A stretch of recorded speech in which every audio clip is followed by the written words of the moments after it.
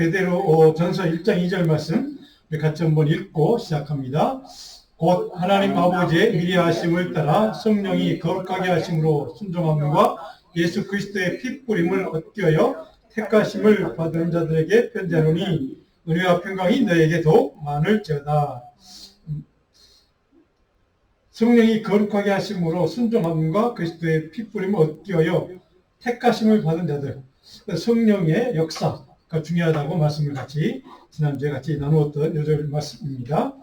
우리 지난주 25장과 26장의 말씀을 우리 짤막하게 좀 복습을 해보겠습니다. 지난주에 읽었던 말씀, 좋은 무화과 열매에 대한 하나님의 말씀이 있었죠.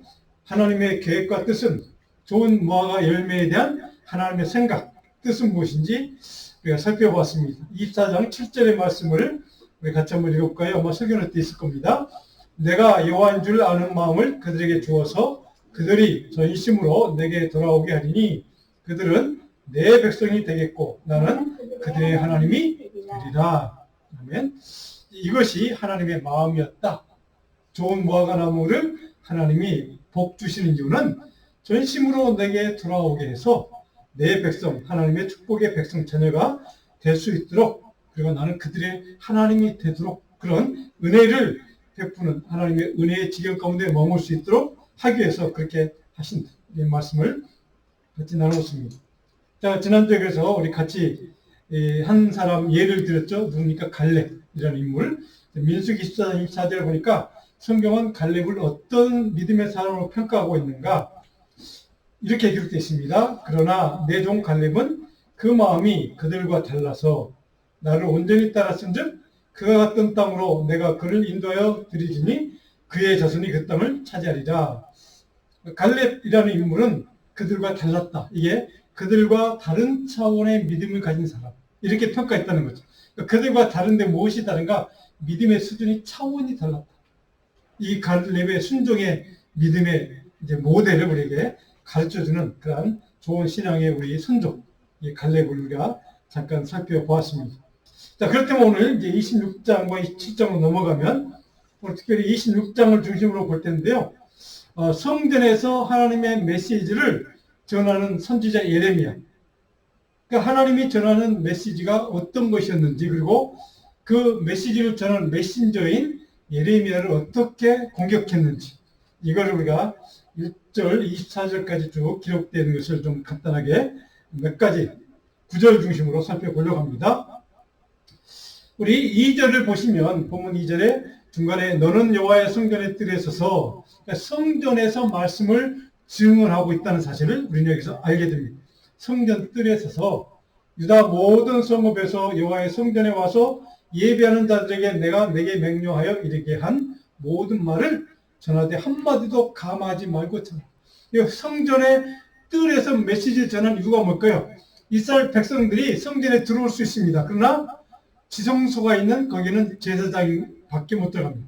물론 대제사장이죠. 그리고 그 안에 들어가서 하나님과 1년에 한두 번씩 들어가서 이제 메시지를 듣고 오는데, 그 제사장들, 대제사장 말고 제사장들이 들어가는 공간이 있고 모든 이스라엘 백성들, 남자들 1년에 절기 때마다 와서 예배를 이제 드리러 오는데, 성전에 오는데, 그때 모이는 장소가 이 성전 뜰이었습니다.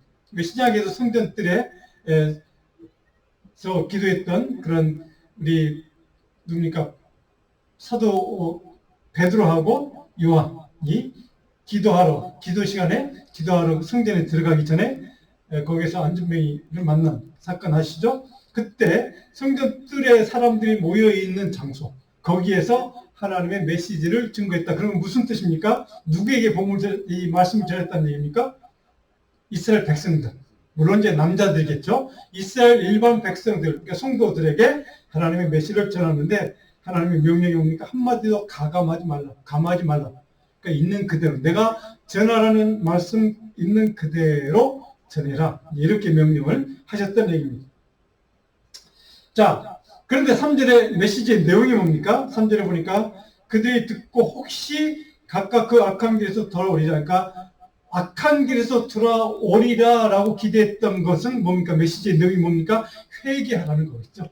회개하고 돌이키라고 메시지를 증거하기 때문에 아칸교회에서 혹시 돌아올까? 이거 혹시라는 말은 아마도 영어로 perhaps 이렇게 번역이 되어 있다. 그러니까 추측하건대, 기대하건대 이런 뜻입니다. 그들이 악한 길에서 회개하고 돌아올까 싶었어. 이런 얘기입니다.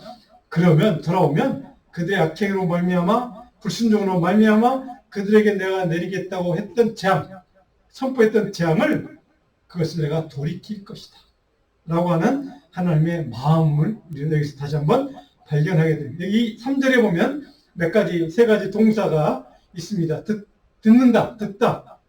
악한 길에 돌아오리라. 바로 그 전에 그들이 듣고 가감없이 전하는 회개를 촉구하는 메시지를 듣고 이런 뜻입니다. 듣고. 그러니까 순종하는 의미에서 듣는 뜻입니까? 듣고 회개를 행하는, 실천하는 들음이 의미입니다. 그러니까 귀로만 들었던 얘기 아닙니다. 그 듣고 그것을 몸소 행해서 회개하고 주님 앞으로 돌아오는 행동까지 이제 여기가 듣는다는 단어가 뜻하고 있는 정확한 의미입니다. 그러니까 체험적으로 하나님 말씀을 듣고 회개하고 돌아온다는 것을 얘기합니다. 자, 이게 돌아온다. 자, 여러 번 강조하는 단어죠. 이게 회개한다는 우리말로 회개라는 동사입니다. 이게 슈브라는 히브리 단어라고 제가 말씀을 드렸습니다. 이 돌아온다는 말은 전혀 새로운 곳으로 돌아온다는 의미가 아닙니다. 예전에 있었던 자리, 과거에 머물렀던 하나님을 믿었던, 섬겼던 그 믿음의 지경, 그 자리로 떠나갔던 그들이 다시 돌아오는 뜻입니다. 그래서 그 회개는 다시 돌아오는 겁니다. 하나님을 섬겼던 믿음의 그 자리, 순종했던 그 자리, 신앙의 삶을 살았던 그 자리로 떠나갔던 그 자리에서 다시 돌아오는 것. 이것이 돌아오다, 바로 슈브의 정확한 뜻입니다. 이게 마지막에 나와 있는 돌이키다. 여러분 이 말은 꼭 좀 기억했으면 좋겠습니다. 그들에게 재앙을 내리하던 뜻을, 내가 선포했던 과거의 그 재앙의 선포를 돌이킨다. 이 말은 뭡니까? 내가 회수하겠다. 그 선포를 내가 다시 그것을 포기하겠다. 이런 뜻입니다. 근데 여기에 돌이킨다는 히브리 단어가 뭐냐면 중요한 단어입니다. 나캄이라는 동사인데 이 말은 change mind라는 뜻입니다. 마음을 바꾸었다는 뜻인데 이 말이 다른 의미가 있습니다. 신약에도 자주 듣는 이게 하나님의 긍휼 얘기할 때 compassion이라는 단어가 있잖아요. 그 have compassion. 하나님이 긍휼히 여겨서 내 뜻, 재앙을 선포하겠다는 그 선포를 돌이킬 거라는 뜻입니다. 하나님의 긍휼로 인해서 돌이킨다는 뜻입니다. 하나님 우리에게 은혜를 베푸셔서 그 뜻을 하나님이 철회하시겠다는, 여기에서도 그 뜻을 돌이키는 바로 그 주체가 누구냐? 정확하게 선언되어 있죠. 하나님께서 그렇게 하신다는 뜻입니다. 우리의 잘남이 우리가 잘나서 그게 아니고 하나님이 자기의 생각을 스스로 선포를 돌이켜 주시겠다. 하나님의 은혜 때문에 그렇게 하신다는 뜻입니다. 그러니까 정확하게 바로 예레미야는 바로 하나님이 왜 뜻을 돌이키는가? 하나님이 은혜였다는 뜻입니다. 전적으로 우리 지난주에 장로님 찬양했던 것처럼 바로 전적으로 하나님의 은혜가 바로 그 재앙과 저주와 심판의 선포까지도 바꾸는 동력은 어디에 있느냐? 하나님의 은혜, 하나님의 긍휼이었다는 사실을 정확하게 우리에게 알게 합니다. 이것이 하나님의 자비입니다. 이것이 하나님의 은혜입니다. 이것이 우리가 하나님의 떠나왔던 믿음의 자리, 순종의 자리, 기도의 자리, 바로 그 자리로 다시 회개하고 돌아가야 될 이유가 거기에 있습니다. 그 자리에 가야 하나님의 은혜, 하나님의 긍휼이 우리의 삶 가운데 다시 비춰주고 우리의 삶을 다시 이끄시고 우리의 삶에 새로운 다시 믿음의 기회를 주시기 때문에, 그런 의미에서 바로 이 믿음의 자리, 은혜의 자리, 그 지경으로, 떠나왔던 그 지경으로 돌아갈 시기가 바로 저는 코로나 이후에 우리 모든 그리스도인들에게 필요한 바로 돌이킴이 바로 여기에 있다고 생각합니다. 그래야 하나님께서 우리에게 생각하셨던, 우리에게 선포하셨던 재앙과 심판과 모든 우리에게 내리시겠다고 하는 모든 책망들, 이런 것들을 하나님이 스스로 돌이키고 회수하실 수 있도록 하는 것, 바로 이것이 바로 회개하고 주님께로 돌아오는. 그래서 제가 지난주부터 지금 생각하고 있는 찬양 가운데 하나가 여러분도 아마 어린 시절 교회 다니시면 많이 들었던 어서 돌아오. 사실 이 찬양 오늘 하고 싶었거든요. 사실은 너무 좀 틀어질 것 같아서 제가 좀 뺀 다음에 우리 한번 주일날 좀 찬양을 좀 했으면 좋겠습니다. 바로 이것이 제가 예레미야를 공부하면서 제가 마음속에 어렸을 때 불렀던, 제가 주님을 음성을 듣고 주님 앞에 회개하며 하나님의 종으로 제가 살겠다고 결정했던 순간에 주셨던 찬양이었습니다. 바로 이 찬양이 바로 오늘 이 시대 우리에게 필요한 저는 찬양이라고 저는 생각합니다. 하나님께 돌이키는 것. 그렇게 해야 하나님, 우리 인간 세상에 내려지는 모든 책망과 심판과 저주를 하나님께서 돌이키시는 그런 역사가 우리의 돌아감을 통해서, 우리의 회개, 돌이킴을 통해서 그 일이 가능해질 수 있다는 사실을 다시 한번 우리가 깨달았으면 좋겠습니다. 사진을 보니까 여호와의 말씀에 너희가 나를 순종하지 아니하며 내가 너희 앞에 둔 내 율법을 행하지 아니하며, 이거 왜 자꾸 이 말씀을 반복하실까? 5절에 보니까 이렇게 됐습니다. 마지막에 너희는 순종하지 아니했어. 내가 지난번에 우리가 살펴봤지 않습니까? 선지자들 계속해서 보내고 또 보내고 또 보내서 돌이키라고 그렇게 내가 수많은 기회들을 너희에게 주었는데 너희들은 내 말에 돌이키지 않고 순종하지도 않고 돌아오지도 않았어. 그래서 6절 말씀, 오늘 우리가 좀 깊이 생각해 보려고 하는 게 6절의 말씀입니다. 내가 같이 한번 다시 읽어볼까요? 내가 이 성전을 실로같이 되게 하고 이 성을 세계 모든 민족의 저주거리가 되게 하리라. 자, 이 성전을, 예루살렘 성전을 실로같이 되게 하고, 그러니까 예루살렘 성전을 무너지고 파괴하게 만들겠습니다.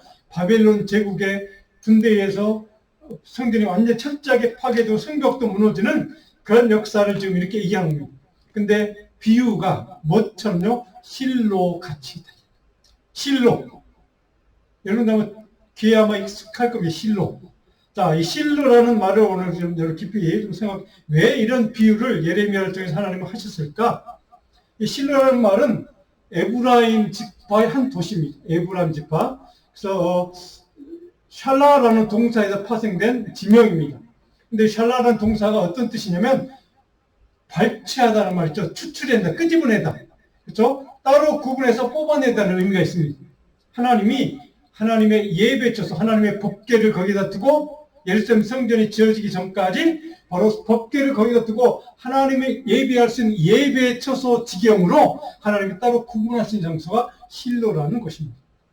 자, 역사적으로 우리 성경 몇 구절을 찾아봅니다. 우리 지도를 한번 좀 띄워주실까요? 이 지도를 보시면 여기에 여러 지파들이 지금 여호수아, 우리 지난 주일날 잠깐 살펴봤지만 여호수아의 인도 때문에 12지파가 땅을 정복하지 않습니까? 가나안 땅을 정복하고 들어가서 이렇게 에브라임 지파 땅이 바로 여기입니다. 에브라임 지파, 이게 요단강 건너가는 겁니다. 이게 여호수아가 첫 번째 들어갔던 땅이 길가 아닙니까? 그 다음에 그러니까 이게 우리 여기를 지나서 이렇게 에브라임 땅이 가고, 에브라임 땅이 한쪽 위에 조금 올라가면 이게 실로라는 책입니다. 실로가 성경적인 중요한 지명이었습니다. 그러니까 예루살렘 성전을 이제 다윗과 그 솔로몬 때 완공되기 전까지 가장 이스라엘 백성들의 영적인 중심지가 실로였습니다. 실로는 지금의 지명으로는 키르벳 세일룬 이렇게 부른다고 합니다. 그래서 예루살렘 성전 건축 이전에 오랫동안 하나님의 법궤와 성막, 아시죠? 법궤, 십계명이 그 돌판이 들어있는 법궤, 그리고 거기에 성막이 세워진 도시가 바로 실로였다는 겁니다. 자, 이스라엘 백성들에게 예루살렘 전에 바로, 물론 조금 내려가면 이제 예루살렘이 있긴 하지만 바로 실로라는 지역 자체가 이스라엘 통일 이전까지는 정치, 군사, 종교적인 중심지가 실로였다는 겁니다. 그래서 여호수아 22장 9절하고 12절 우리 한번 띄워주시면 같이 한번 읽어볼까요? 9절과 12절 밑에 좀 잘리긴 했는데 같이 한번 읽어봅니다. 루벤 자손과 갓 자손과 므낫세 반지파가 가나안 땅 실로에서 이스라엘 자손을 떠나 여호와께서 모세에게 명령하신 대로 받은 땅 곧 그들의 소유지 길앗으로 가니라. 이스라엘 자손이 이를 듣자 곧 이스라엘 자손의 온 회중이 실로에 모여 그들과 싸우러 가려 하니라. 자, 실로가 지금 제가 9절과 12절을 읽었는데요. 9절은 가나안 땅 실로에서 어떻게 했다고 이스라엘 자손이 거기서 출발을 했다는 겁니다. 자기의 그러니까 지파대로 분배받은 땅으로 향해서 갔는데 어디에 출발했다고요? 실로에서. 왜? 거기서 예배드리고 갔습니까? 무슨 얘기죠? 그 예수의 중심지였으니까. 바로 그런 정치적인 중심지기도 하고요. 그 다음에 12절에 보니까 온 이스라엘 자손이 전쟁하러 가기 전에 바로 길앗으로 가기 전에 바로 어디에서 모여서 출발했다고요? 바로 실로에 모여서 거기서 그들과 싸우러 갔다 이런 뜻입니다. 그러니까 실로가 군사적인 중심지이기도 했고 정치적인 중심지도 했고 동시에 하나님의 법궤가 있는 바로 영적인 종교적인 중심지였다 하는 것을 우리가 볼 수 있습니다. 자, 우리가 회막, 성막, 광야 40년 동안 모세의 인도에 따라서 그들이 방황할 때, 방랑할 때 바로 그들이 지었던 텐트, 바로 아시죠? 성막이라고 하지 않습니까? 회막이라고도 하고요. 바로 그 회막과 같은 그 역할을 했던 성전, 바로 법궤가 있던 중심지가 실로였던 거죠. 가나안 땅 정복 이후에. 여호수아 18장 1절을 보시면 이렇게 기록되어 있습니다. 같이 한번 읽어볼까요? 이스라엘 자손의 온 회중이 실로에 모여서 거기에 회막을 세웠으며 그 땅은 그들 앞에서 그와 정복되었더라. 회막을 세우는 텐트 오브 미팅 어디에 세웠다고요? 실로에 모였어요. 이렇게 해서 이스라엘 백성들의 가장 영적인 중심지가 바로 성전, 그러니까 예루살렘 성전 이전에는 실로였다 하는 겁니다. 자, 이런 것들 우리가 성경을 쭉 찾아보시면 제가 아마 설교할 때 성경 몇 구절을 적어놨을 것입니다. 그러니까 사무엘상 4장으로 혹시 여러분 가시면 사무엘상 4장에 가시면 이제 어떤 이야기가 나오냐, 블레셋과의 전쟁을 하는 그 배경이 쭉 설명되어 있습니다. 집에서 한번 읽어보십시오. 그런데 그 블레셋과의 전쟁을 하다가 그들이 모시고 있던 법궤 있죠, 법궤. 그 법궤를 거기서 뺏겨버립니다. 그 뺏겼던 도시가 실로였습니다. 이제 그것이 바로 BC 한 1050년경에 바로 사사겸 제사장이었던 엘리의 영적인 나태함, 영적인 그런 문제, 그리고 그 두 아들 홈리와 비느하스, 제사장 가문의 영적인 게으름과 영적인 그 블라인드 상태 때문에 그런 일이 벌어졌다고 성경은 해석합니다. 그래서 영적인 지도자의 문제 때문에 법궤를 뺏겨버린 그런 통탄한 일이 벌어진 그 장소, 바로 실로에서 그런 일이 벌어졌다는 뜻입니다. 그러니까 블레셋에게 그 법궤를 뺏긴 그런 장소, 그래서 하나님이 그 실로를 저주한 겁니다. 그래서 실로처럼 오늘 본문에 예레미야의 그 말씀 가운데 실로와 같이, 그렇죠? 실로와 같이 바로 예루살렘 성전이 있는 그곳도 하나님께 심판하실 것이다 라고 하는 그런 비유를 들어서 지금 실로를 이렇게 정확하게 제가 같이 생각을 해봤습니다. 자, 저는 이 말씀을 통해 배우는 영적인 교훈을 몇 가지 다시 나누려고 이 말씀을 정확하게 설명했습니다. 예레미야 선지자가 당시 활동했던 유다 백성들이 저적인 영적인 문제, 성전에 대한 왜곡된 잘못된 그릇된 바로 그 신앙의 형태들, 잘못된 우상 숭배 형태들, 자, 그런 일들에 대해서 하나님이 심판하시고 바로 하나님이 어떻게 그들을 대하실 건가를 미리 예언해 주셨죠. 내가 심판할 것이다. 바벨론 느부갓네살 왕을 통해 너에게 심판했고 성전에 있는 모든 기물까지 다 그들에게 뺏기게 될 것이다. 성전은 철저하게 무너질 것이다 라고 그렇게 수만 번 강조하고 또 강조하고 예언하시고 예고해줬던 그 하나님의 말씀. 그런데 비록 법궤가 있고 하나님의 성전, 하나님의 예배는 솔로몬의 성전이 있었던 그 예루살렘 땅이긴 하지만 그 믿음의 지경이고 예배의 지경이고 하나님의 영광이 머물렀던 그 성전이 있던 자리이긴 하지만 너희들의 불신앙 때문에 하나님의 영광이 떠나고 하나님의 영이 임하지 않은 그 성전은 아무 소용이 없다는 사실입니다. 하나님의 영광이 임재하지 않고 더 이상 하나님이 역사하지 않는 그 성전은 아무리 화려하고 아무리 좋고 아무리 눈에 보기에 너무나 아름다운 장소일지라도 그 성전은 아무런 쓸모가 없는 무용한 하나님의 역사가 일어나지 않는 하나님의 떠난 버림받은 그런 지경이 되고 만다는 사실입니다.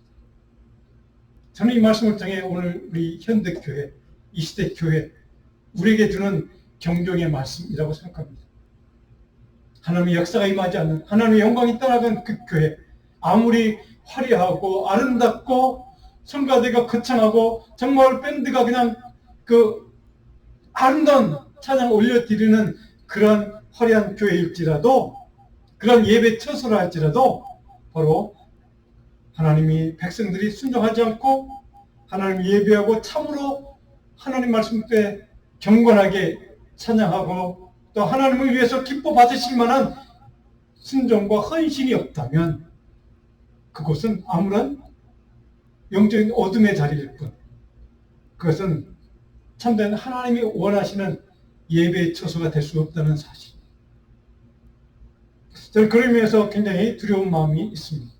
오늘 우리 교회는 정말로 이 예레미야를 통해 주시는 말씀처럼 하나님의 영광이 떠나지는 않는지, 하나님의 임재가 없는 것은 아닌지, 그래서 인간들만 왔다가 하나님 앞에 예배하고 그냥 대충 한 시간 예배 드리고 가는 것은 아닌지, 저는 이것이 참 두려운 마음입니다. 하나님의 영광이 떠난 교회, 하나님의 영광이 더 이상 역사하지 않은, 성령의 역사가 없는 교회, 바로 암흑과 같은 죽음과 같은 절망의 자리로 그런 예배 처소로 바뀌지는 않는지, 우리 철저하게 우리는 다시 한번 바로 이 말씀 앞에 겸손하게 스스로를, 우리는 우리의 영적인 상태를 점검해 봐야 할 때, 바로 이것이 오늘 우리 교회들에게 주시는 하나님의 메시지, 경종의 말씀이라고 저는 믿습니다. 그런 의미에서 오늘 하나님의 영광이 임재가 있는 교회, 하나님의 거룩의 능력이 역사하는 교회, 그것이 바로 오늘 우리 교회가 되기를 간절히 소원합니다. 바로 이런 교회가 될 때에 거기에 하나님의 영이 역사하고 하나님의 능력이 막, 그래서 거기에 하나님의 성령의 능력을 통해서 사람이 변화가 되고, 하나님의 영을 통해서, 하나님의 말씀을 통해 우리의 잘못된 생각들이 깨어지고 하나님께 돌이키고, 그래서 하나님이 선포했던 그 저주마저도 깨끗이 하나님이 바꾸시는, 돌이키시는, 그래서 우리가 하나님의 영으로, 하나님의 긍휼로 말미암아 하나님의 자녀답게 복 누리고 사는 참된 믿음의 삶, 신실한 믿음의 백성답게 사는 그런 우리 교회가 되기를 간절히 소원합니다. 오늘 이 시대 우리 교회가 이 지역사에서 그런 교회가 될 수 있도록 하나님께 늘 같이 기도하고 같이 애쓰고 같이 주님을 위해서 헌신하는 저와 여러분 되기를 간절히 소원합니다. 자, 그렇다면 그런 성전의 자리에서 지금 예레미야가 하나님의 말씀을 듣고 선포하는 바로 그 메시지를 전할 때 사람들은 어떻게 반응합니까? 성전에 왔습니다. 들어왔습니다. 예배하게 왔습니다. 그런데 하나님의 메시지를 가감없이 전하는 그 예레미야 메시지를 듣고 성전 안에서 그 사람들은 어떻게 그 메시지에 대해 반응하는가? 7절 11절에 자세한 내용이 기록되십니다. 7절에 보니까 예레미야가 여호와의 성전에서 이 말을 하며 제사장들과 선지자들과 모든 백성이 듣더라 들었습니다. 자, 그런데 8절에 보니까 예레미야가 여호와께서 명령하신 말씀을 모든 백성에 전하기를 마침에 제사장들과 선지자들과 모든 백성이 그를 붙잡고 이르되 내가 반드시 죽어야 하리라. 하나님의 말씀이 있는 그대로 가감없이 증거했던 바로 메시지를 선포했던 예레미야, 하나님의 종을 향해서 사람들이 보여주는 반응, 하나님의 말씀을 듣고 난 다음에 보였던 반응은 그 메신저를 죽이겠다는 반응이었습니다. 왜요? 그가 선포했던 하나님의 메시지가 부담스러운 겁니다. 그것이 너무 그들이 그것을 소화하고 그것대로 순종하기에 너무 부담된 겁니다. 그러니까 그 메시지 선포했던 그 사람을 죽여버리는 그 방법을 선택해. 하나님의 회개하고 돌이키라는 메시지, 순종의 메시지에 대해서 그들은 불순종하기로 결단하고 선택했다는 사실입니다. 구절에 보니까 어찌하여 내가 여호와의 이름으로 의지하고 예언하여 네 하나님 이름을 지금 도용하는 거지 가짜지 이렇게 지금 적반하장격으로 지금 덮어 씌우는 겁니다. 그래서 이 성전이 실로같이 되겠다고 선포하는 거, 너 실로가 어떤 곳인데? 하나님의 성전 법궤가 있었던 곳이야. 하나님을 예배했던 곳이야. 하나님의 영광이 머물렀던 그 자리야. 그런 곳이 바로 그런 실로가 그렇게 바로 이 예루살렘 성전이 있는 이곳이 그렇게 파괴된다고? 네 말 못 믿어. 근데 가짜야 라고 예레미야를 지금 이렇게 성토하고 비판하고 핍박하는 그런 상황입니다. 근데 거기에 하나님은 중요한 사람들을 등장시키죠. 이름은 없습니다. 근데 10절에 보니까 유다의 고관들이 이 말을 듣고 왕궁에서 여호와의 성전에 올라가 여호와의 성전 세 때문에 입구에 앉으며 11절 같이 씁니다. 제사장들과 신자들이 고관들과 모든 백성에 말하여 이때 이 사람은 죽는 것이 합당하니 너희 귀와 들은같이 이 성에 관하여 대언하였습니다. 그 영적인 지도자 지금 예레미야를 죽이겠다고 결심한 다음에 고관들은 정치인들입니다. 그들도 거기에 동맹을 맺어 지금 그들의 의견에 동조하는 일이 벌어집니다. 그렇죠? 정치인들마저도 지금 예레미야를 지금 죽이겠다고 왜? 예루살렘이 무너지겠다고 파괴되겠다고 지금 선포하니까. 자, 그래서 그런 메시지에 대해서 메신저로 공격하는 그들의 모습을 우리는 발견하게 됩니다. 자, 그런데 그들의 불순종과 거역하기로 결단하고 선택했던 거기에 대해서 여러분은 어떻게 다시 대응하는가? 12절로 14절의 내용이 그런 내용을 쭉 담고 있는데 13절만 같이 한번 해볼까요? 그런즉 너희는 너희 길과 행위를 고치고 너희 하나님 여호와의 목소리를 청종하라. 왜냐하면 여호와께서 너희에게 선하신 자기에 대한 뜻을 돌이키시리. 다시 반복되고 있죠. 아까 살펴봤던. 근데 그 앞에 좀 덧붙여져 있습니다. 너희에는 너희 길과 행위를 고치고 이렇게. 길과 행위, 길이란 말은 삶의 길을 뜻합니다. 삶의 방식이기도 하죠.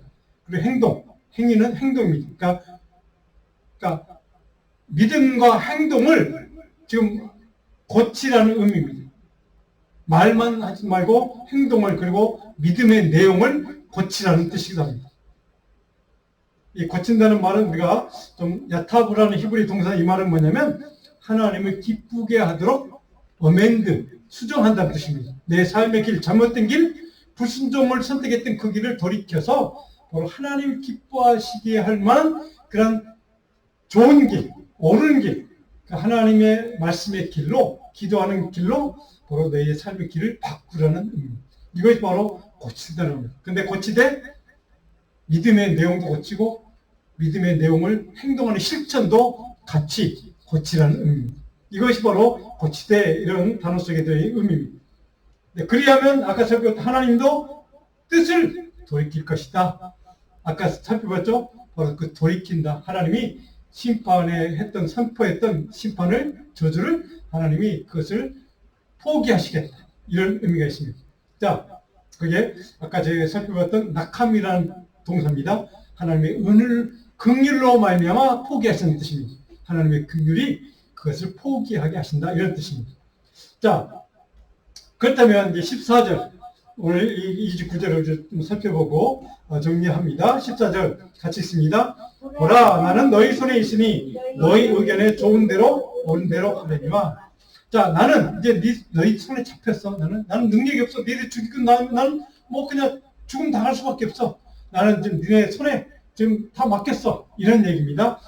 그런데 너희 의견에 좋은 대로 너희 옳은 대로 행하라. 자, 이게 의견에 좋은 대로. 지난주에 주일날 제가 말씀드릴 때 시편 82편 11절 12절 살펴봤던 말씀 다시 한번 읽어봅니다. 내 백성이 내 소리를 듣지 아니하며 이스라엘이 나를 원하지 아니하였도다. 그러므로 내가 그의 마음을 완악한 대로 버려두어 그의 임의대로 행하게. 같은 말씀입니다. 임의대로 내버려 둔다는 뜻이죠. 이게 바로 이 좀 우리가 나와 있는 너희 의견대로 좋을 대로 해. 너희 임의대로 해. 이런 뜻입니다. 그것이 완악한 사람들에게 그들의 거짓된 생각, 거짓된 판단, 거짓된 계획대로 행하도록 하나님이 포기하시고 내버려 둘 때가 있다는 뜻입니다. 그것이 분명히 악한 길입니다. 그것이 하나님 말씀 앞에 순종이 되려 돌이키지 않는 정반대 길을 가는 것임에도 불구하고, 그래서 절망과 죽음과 저주의 길임을 아심에도 불구하고 그 길을 가겠다고 선택하는 사람들을 하나님이 포기하고 버려두실 때가 있다는 뜻입니다.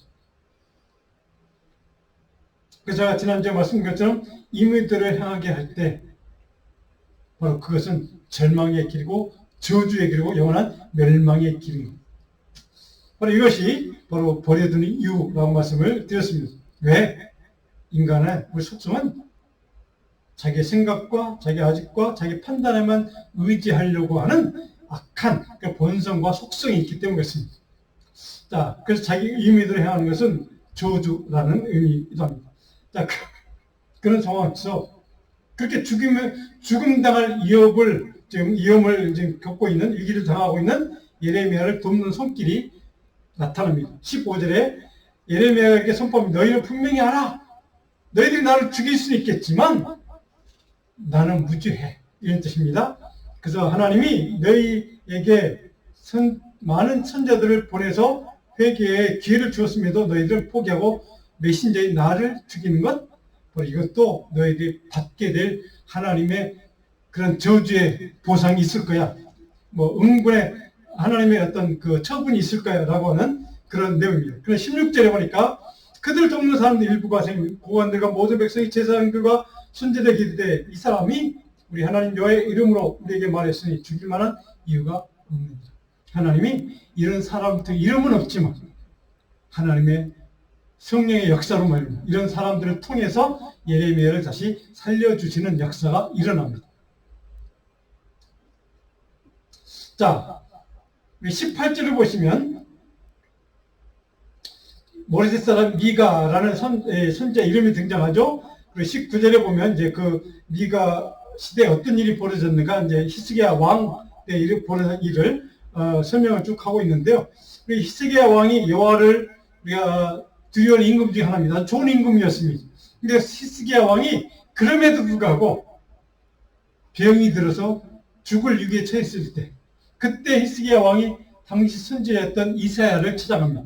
그리고 이사야 선지자에게 여차하니까 그래서 하나님께 이제 권면을 하는데 그가 하나님 앞에 나가서 기도합니다. 정말 부르짖으며 기도합니다. 그때 하나님 응답하신 내용이 뭡니까? 15년이라는 세월을 더 살도록 생명을 연장시켜주는 결정을 하는 게 열왕기하 20장 1절로 7절의 내용입니다.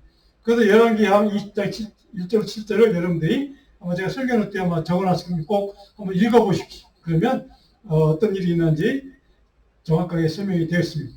바로 하나님의 사람 이사야가 바로 이렇게 도와줬는데 그 전에 미가라는 선지자가 예레미야와 똑같은 메시지를 선포합니다.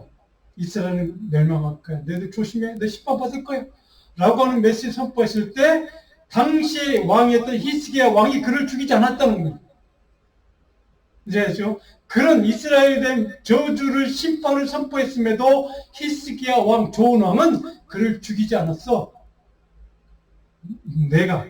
너희가 어떻게 하나님의 메신저인 예레미야를 죽이려고 하니? 라고 하는 책망의 어조의 말씀이랍니다.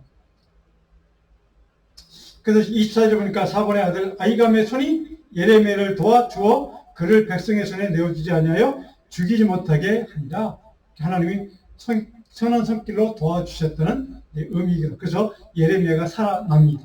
이런 역사가 있었다는 것을 여러분들이 기억하시고, 하나님의 선지자들, 하나님의 영적인 하나님에 의해서 선한 도구로 쓰임받는 사람들, 바로 그런 사람들에게 이런 하나님의 구원의 손길이 역사하신다는 사실을 우리는 여기서도 발견하게 됩니다. 근데 중요한 것은 그런 일이 끝나면 그의 위기가 다 사라져야 되는데 예레미야를 공격하고 핍박하고 죽이려고 하는 사람들은 그들의 핍박은 계속된다는 사실입니다. 그것이 바로 27장의 내용입니다. 그래서 거짓 선지자가 영적인 싸움을 하는데 계속해서 핍박받는 예레미야 모습을 27장에 쭉 기록하고 있습니다. 27장 우리가 자세한 내용을 살펴보지는 못하지만 우리 꼭 집에서 27장을 한번 읽어보시고 이런 핍박들이 있었구나 라고 해서 여러분들이 좀 기억하시면 좋겠습니다. 자, 오늘 이런 말씀을 기억하고 예레미야의 그 당하는 핍박과 어려움 속에서도 하나님께 돌이키라고 하는 그 메시지, 바로 메시지를 선포했던 그 예레미야를 구원하신 하나님의 선한 손길, 그 손길을 기억하면서 요절 말씀 베드로전서 5장 10절을 우리 같이 한번 읽어봅니다. 모든 은혜의 하나님 곧 그리스도 안에서 너희를 부르사 자기의 영원한 영광에 들어가게 하시니가 잠깐 고난을 당한 너희를 친히 온전하게 하시며 굳건하게 하시며 강하게 하시며 털을 견고하게 하시리라. 아멘. 하나님의 사람에게는 이렇게 핍박이 있을지라도 고난이 있을지라도 어려운 상황을 경험한다 할지라도 결국 은혜의 하나님, 능력의 하나님, 우리를 긍휼로 보시는 하나님, 그 하나님께서 잠깐 고난을 당할지라도 우리들을 어떻게 하시냐, 친히 온전하게 하시고 우리를 굳건하게 해주시고 그리고 강하게 붙잡아 주시고 우리의 삶의 지경을 틀을 견고하게 붙잡아 주실 것이다. 이것이 하나님의 사람에게 주시는 하나님의 복이라는 사실입니다. 저와 여러분들이 이런 복을 누리고 사는 하나님의 신실한 믿음의 종들이 다 되시기를, 우리 자녀들이 이런 복을 평생 누리고 살기를 주님의 이름으로 축원합니다. 기도하겠습니다.